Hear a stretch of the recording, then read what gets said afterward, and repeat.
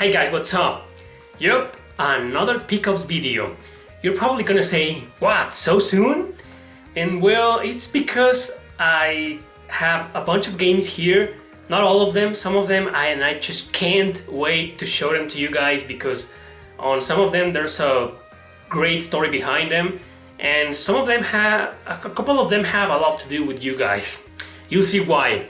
And my next pickups video will probably be until the end of December or January because my sister's coming from England and she's probably gonna bring a lot of stuff that I'm going to tell her to buy, and that'll be enough material for a third pickups video. But some of these guys, I just can't wait anymore. I can't. I wanted to share this with you. So I don't have that many. It's not gonna be like last time. Last video I showed around, I remember 14 games or 13, somewhere around that. Today is a little less than that, and some of these games are dubious. I mean, I don't know yet if I'm going to keep them or not, but we'll get to that later.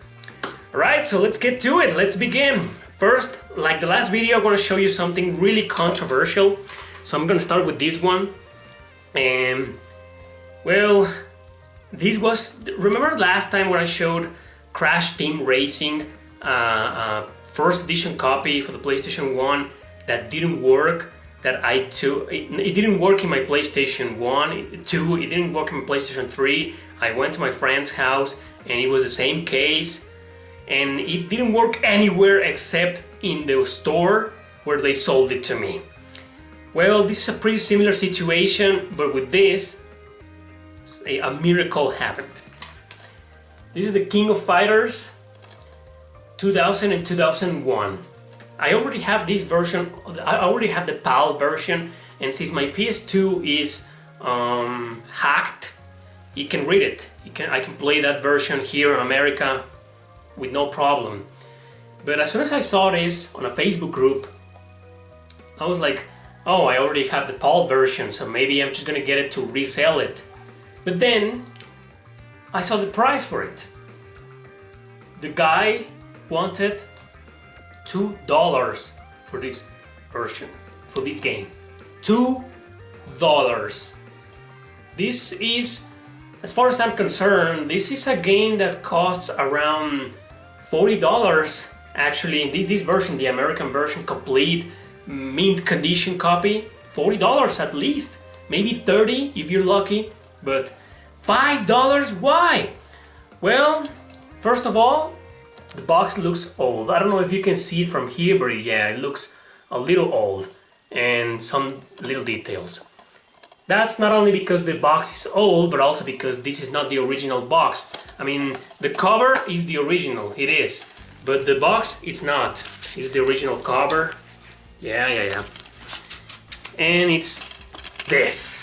This is the interior of the box. No manual, no original Sony box, and 2 discs, original discs, fortunately. And I don't think you will be able to see, but can you see? They are heavily scratched, both of them. These are in terrible condition. So I bought the game, no refunds, no guarantee. I paid $2 for this. I came here to my house, connected my PlayStation 2, and nope, they didn't work. Maybe it was because my PS2 is really old and I have used that console for so long, so many times. I have overused that console, and nowadays it doesn't work properly anymore. Even some mint condition original discs, it doesn't read them anymore. So I concluded maybe it's because of that, but maybe it's because the discs are so heavily scratched, in terrible condition, that I don't know, maybe I thought I'm gonna contact the guy and tell him to give me back my $2 that his game didn't work. But I didn't want to do that. I wanted to save the game, you know. I said maybe I can clean the discs or something, or maybe I could go to my friend's house and test them in his PlayStation 2 and see what happens. So I crossed my fingers, and several days later I went to my friend's house, and yes, they worked. They worked. I knew it. The PlayStation 2 is such a warrior. Discs are such warriors when it comes to reading and testing, you know.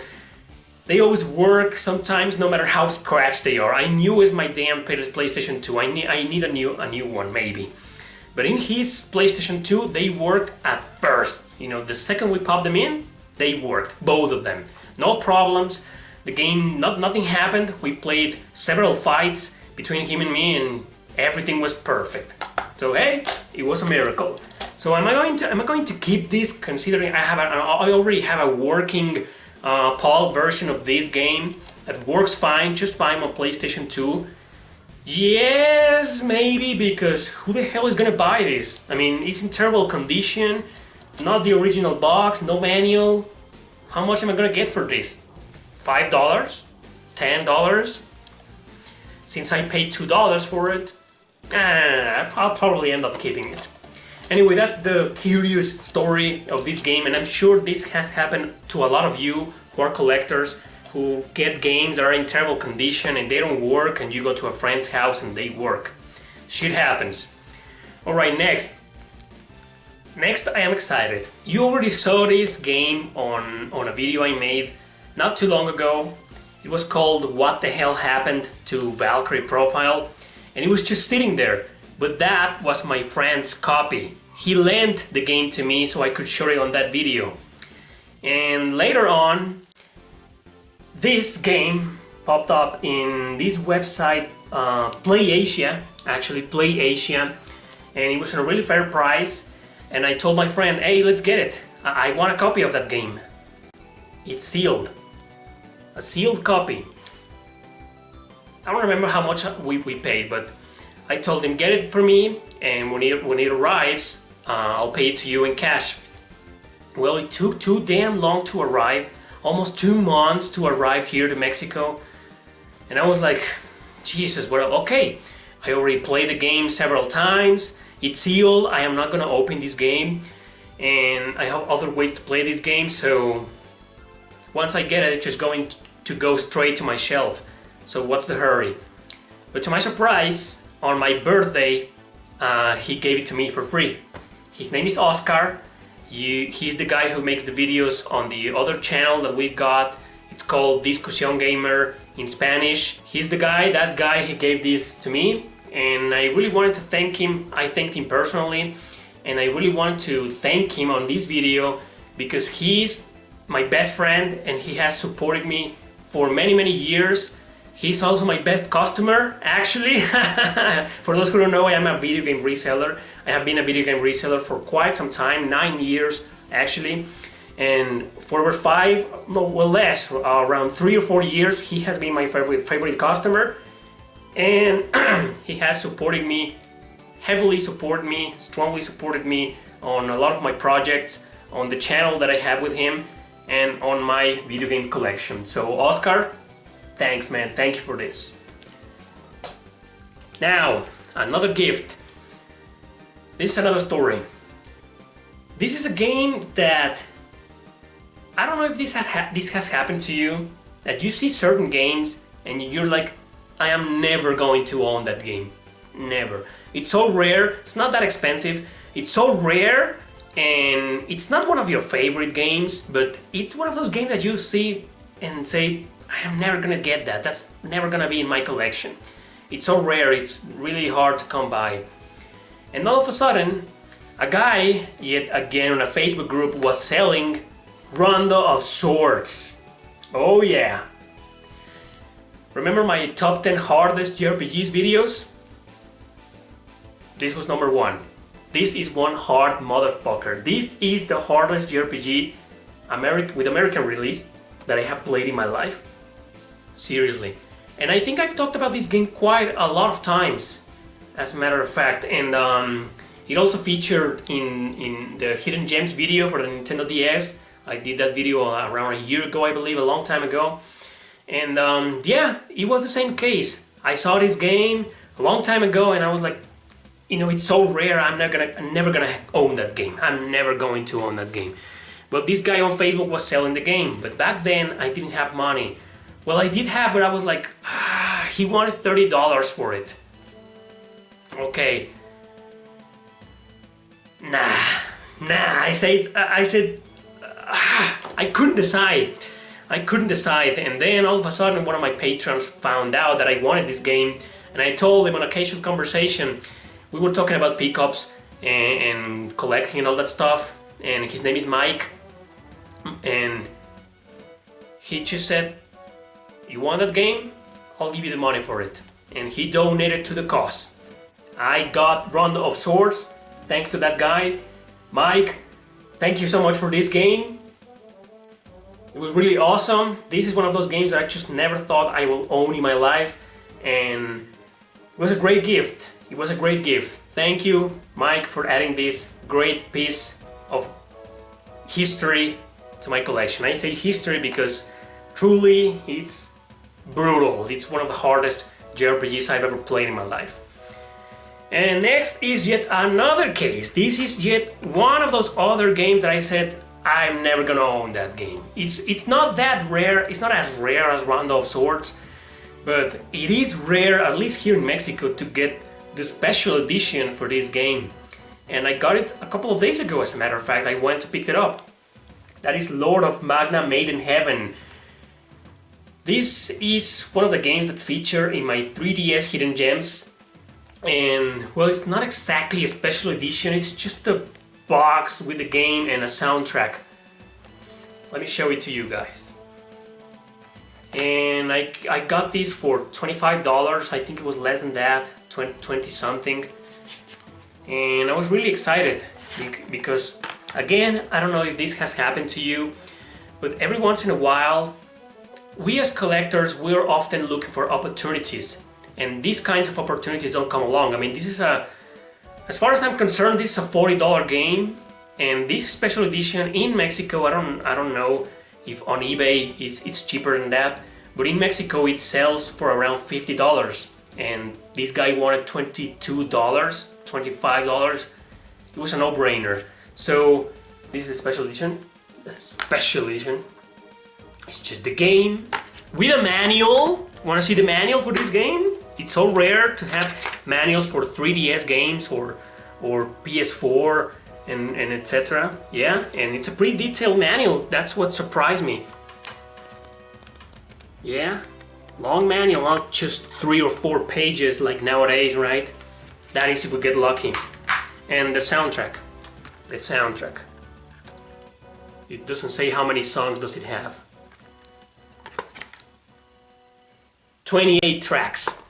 28 tracks. How many soundtracks we get in special editions that are 8 tracks, 5 tracks, 28 tracks? That's like I think the entire soundtrack of the game. Pretty cool edition. But like I was saying, the thing is that it just popped up in another Facebook group, and I was like, how much do you want for this? 25, give it to me. Give it to me. It was no brainer. And it's just that nowadays it's really hard to get these kinds of deals, especially in my city. I don't know if in your city it's not the same case, but in my city, resellers and scalpers are a huge problem.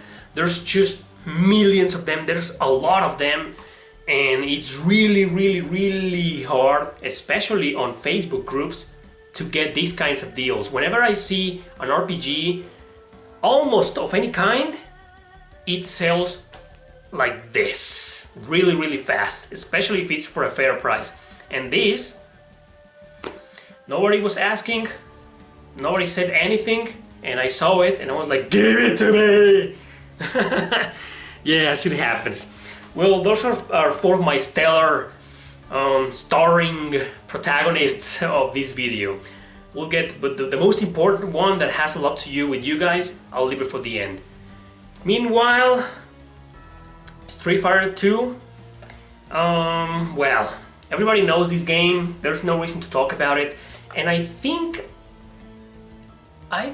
you've seen this in some of my previous videos, and I didn't show this guy on the last pickups video because I thought, everybody knows this game, it's pretty random, it's a $5 game, everybody knows, even your mother knows this game, but hey, it's in a very good condition, as you can see. and this is a nostalgia factor of me. I'm not really a fan of Street Fighter, but if there's one great Street Fighter I had so many great memories playing when I was a kid, it's this. Next is another fighting game. I have 2 copies of this, as a matter of fact. It's Marvel vs. Capcom, Ultimate Marvel vs. Capcom 3. I love this game, but there's a story behind it, and it has to do, again, with Oscar, my friend.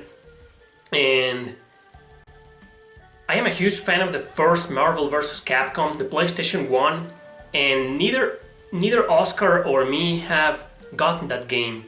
We've been searching for that game, for that version, the PlayStation 1 version, for so long that it's now really expensive. It's a $100 game, and man, that hurts. He has the Dreamcast version, and I'm not a fan of the second one for the PlayStation 2, Dreamcast and Xbox. I suck at that game, but with this, I can hold my own.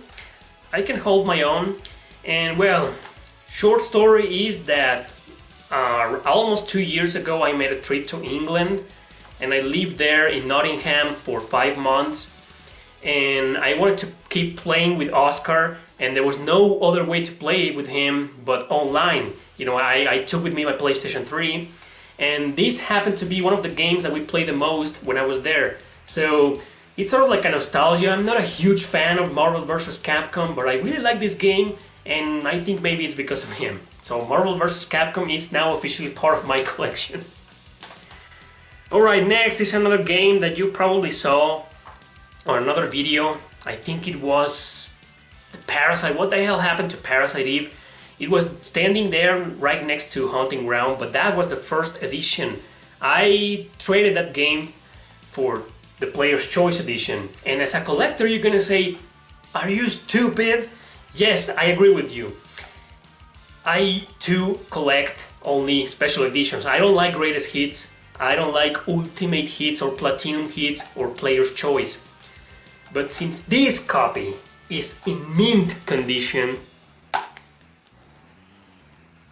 and the discs have literally 0 scratches, I thought, I'll keep it. I'll keep it. Next.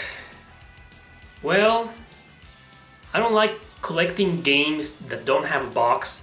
Only if they're retro games like Street Fighter, because those games with complete box are insane.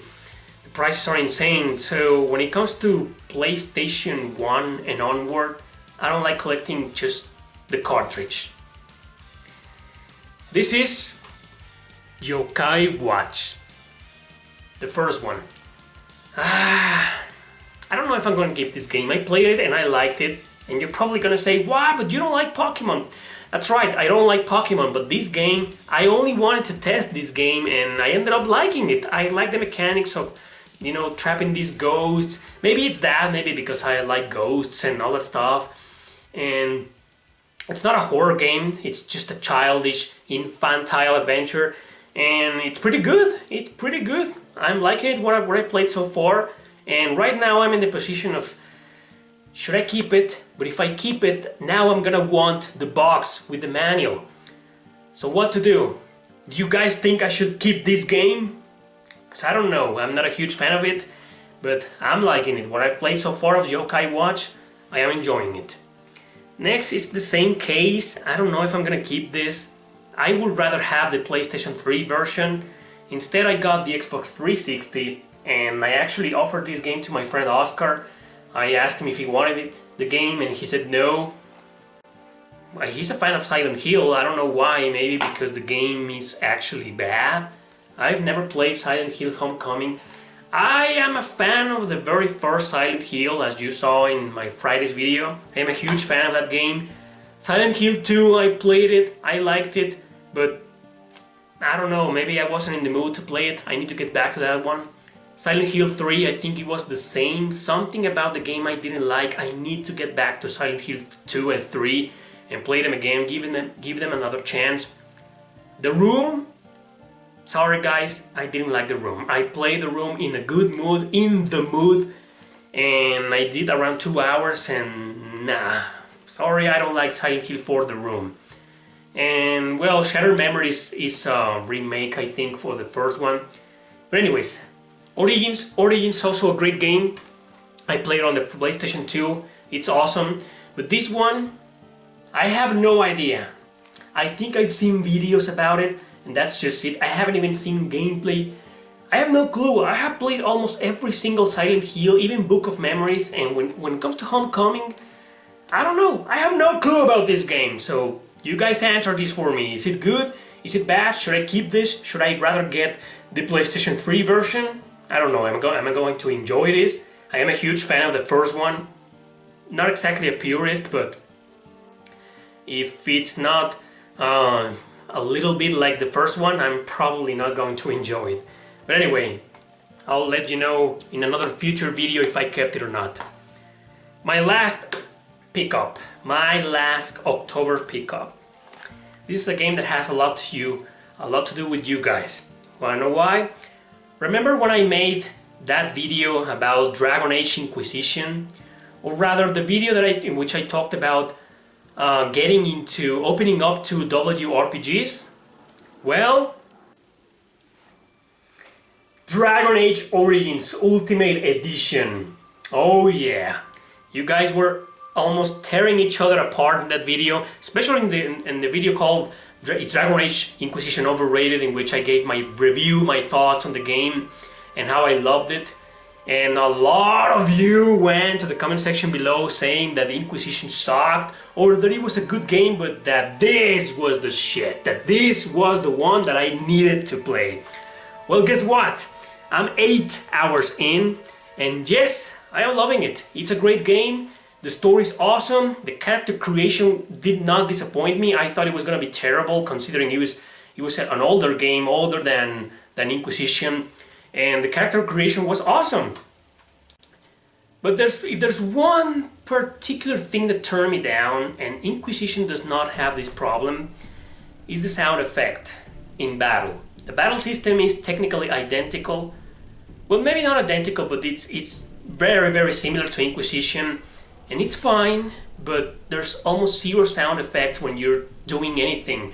I choose an archer, a rogue I mean, and whenever she fires, or whenever she pulls out the bow, or whenever her arrows impact on the enemy, I hear nothing, and that didn't happen in Inquisition. And you're probably gonna say, oh come on, it's just a minor detail, but I don't think it's a minor detail. I think it's a flaw, not a huge flaw, not something to go crazy over, but it's something that it just made me feel like the battle system is nowhere near as good as it is in Inquisition. So like I said, I'm loving the game, I'm liking it, but that thing kinda slightly ruined the battle system for me. I don't know why I feel that I need the sound effects to feel like I'm doing some damage, you know? And there are some sound effects in there, or maybe there are sound effects, but I rarely hear them. Correct me if I'm wrong, but so far I have heard almost nothing when it comes to sound effects for attacking or even receiving damage or something like that. Sometimes the enemies are attacking you and I'm like, are they hurting me? What's going on? But anyway, I'm 8 hours in. Maybe I'm gonna get used to it. Maybe I'll find out later. Maybe something's wrong with my PlayStation 3. I don't think so. But that's my situation with Dragon Age Origins. I am liking the game. You were right. It's awesome. I'm not sure if it's better than Dragon Age Inquisition. I wouldn't go that far. But the fact is that I'm liking it. So that's it for this pickup video. I hope you enjoyed it. Let me know what you have picked this October. Let me know what you think of some of the games here, especially Silent Hill Homecoming, Yokai Watch, or even Dragon Age Origins. Let's discuss once again about Dragon Age Origins, because 8 hours in, I have a lot to say. I have a lot to say about that game. So that's it, guys. Thank you for watching. Don't forget to subscribe and share this video with your friends. See you next time.